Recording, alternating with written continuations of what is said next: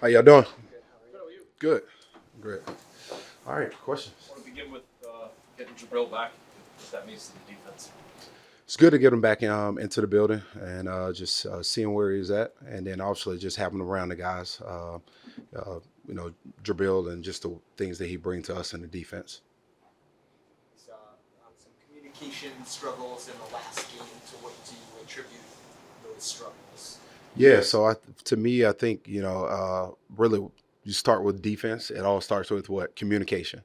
And so when you think about like on any play, you need one good pre-snap and post-snap communication. So that's one thing we just need to do better at going forward from that last game, as was our execution on that communication on some of those plays. Do you think that was that tied to preparation? Like that they was there bad communication and practice leading into the game? Did you not expect maybe what Miami was doing? Like where did that sort of when you went back to it? Right. No. We talked about even when we talked about it in here, we talked about this team motions on every single snap. They're creative on every single snap. That's one of the number one things you talk about with this team. The way they window dress everything. We talked about the eye candy and the discipline and the communication that we will face. So all the things that we talk about or show them in practice show up in a game. And so I think our staff does a really good job of that. And then I do think our players do a good job of embracing the information that we give them throughout the week. I just think in that moment or those couple moments, we just had bad communication on just that. But I don't think it's a lack of preparation from them. I just think in the moment during that play, it definitely was, in which you need that in the most critical part of the field. So how can you clean that up? You work on it. So that's what you do every day. So you work on communication. You work on you force that in the classroom. You force it on the field. Just like I said, every good defense starts with communication, and so and that's with pre-snap and post-snap. So that's a part of our job. So you got to continue to do that on an everyday base. So you can make sure that the communication is right. You know what I mean? And so you talk about being a loud defense, and then volume equals confidence. So those are the things. Are you concerned where Kyle Duggar's game is at right now? He seemed to be in the middle of a lot of communication stuff that happened on Sunday. No, I'm not concerned with Kyle. Kyle have done a lot of great things for us. So for me to be down on Kyle or anything, nah, he's done a lot of good things for us, and I think he's going to continue to do some good things for us for the future. So he's one of our leaders on the defense. He's one of our top communicators and knows the defense in and out. So definitely not down on Kyle. DeMarcus, a lot of times watching you on the sideline, defense comes off, you see you talk with Gerard and then maybe go over to some groups and what have you. What's your communication process? What do you like to do when it comes to whether they have a good series, bad series, just talking to the defense? So for me, number one thing is make sure that we attack the problem plays. So that's what we do: attack the problem plays, try to address that, so we can get that to the player as quick as possible. Because whether we have guys that's on special teams, then now we're waiting for them to get back to the sideline so we can give them communication before we have to go back out there, and then also gather my thoughts for the next series and communicate to them what I'm thinking for the next series, so they can already predetermine and think about what to expect going ahead. Coach, what are the keys to defending a quarterback like Anthony Richardson, who has the highest average depth of target in the league and so likes to go deep, but also can affect the game as a runner on design runs or just as a scrambler?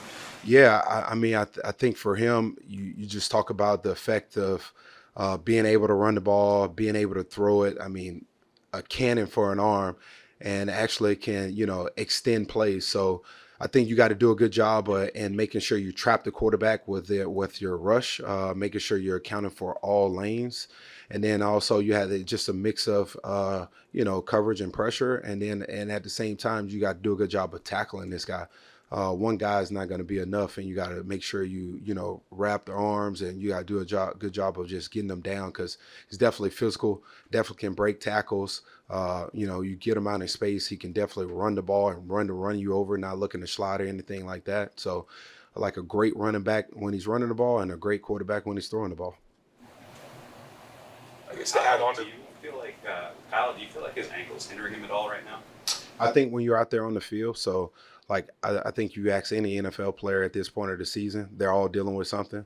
So, and when you put a player out there in the field, and if the medical staff thinks he's good to go, then you're good to go. Good to we expect you to play at a high level. So, at this point of the season, I mean, everybody's dealing with something. He played any defensive snaps last week, but what have you seen from Alex Austin since he came back from IR? Yeah, he's been preparing on the practice field, mentally in the classroom, and for me, he's doing a good job of just continuing to making sure he's ready to go for whenever his number is called. So I'm excited to see whenever he gets his opportunity to hopefully go out there and do well for us. I believe this is the first time you're going to face a QB run game this season. So how much tougher is it facing that just so late in the season when you haven't seen it yet? And what goes into that preparation process? Yeah, it's similar to like college style when you got a quarterback to be able to create extra gaps, and then you have to account for him on every single play because he definitely has the ability to run on every single play. So you have to be good with your reads, knowing who's the force player on every play, who's responsible for this. So that's definitely one thing you got to, pay attention to on the early downs and really third down, all downs really with this quarterback. So, yeah, you definitely put that into preparation with the guys, making sure who's responsible for what on every single play, just making sure who's responsible for the force, who has a quarterback, who has the dive, who has the pitch, who has this, and who's the alley player, who's the run force player, like those different things. But Brendan Schooler, given how effective he has been on the field when he was, do you see that him taking a bigger role on your defense on a more regular basis? I guess that'll be to be determined. Gerard Mayo called Marcus Jones one of your best defensive players, and obviously, teams have gone after him at times, but it seems like he always tends to finish strong. I'm wondering, what have you seen from him this season and maybe his growth? Yeah, I think each week he's continued to get better for us.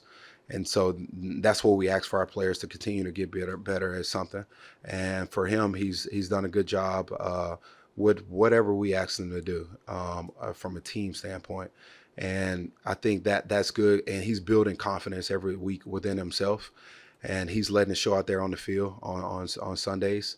So whether it's in the run game, being physical tackle, being able to force a run, or in the pass game, to ability to coverage player, even if he, get beat in coverage, the ability to move on to the next play.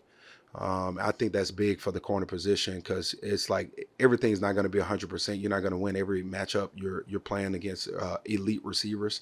And so for him, he does a good job of moving to the next play and being able to not affect him on really the next down. What is your assessment of where the pass rush is in those obvious pass rush situations? Yeah, I think those guys are doing good. Keon, Barr, having Jan in there. And then also, and all those guys who have opportunity to rush, I think they're doing a good job of affecting the quarterback in some type of way.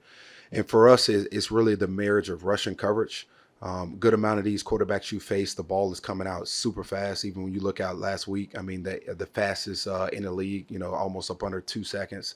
So the ball gets out so fast, so you may not think they're affecting the quarterback as well, but the ball's just getting out so fast.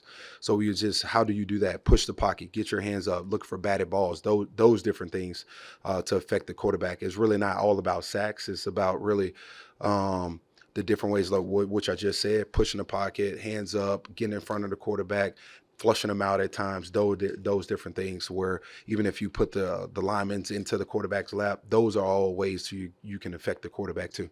When you're seeing the ball get out that fast, Yep. does that lead you to want your corners to play more physical at the line? Well, yeah, to me, it depends on who's the receiver, what's the coverage, and what's the play. So that's a combination of factors on that. Good. All right. Happy Thanksgiving. Thank you. You too.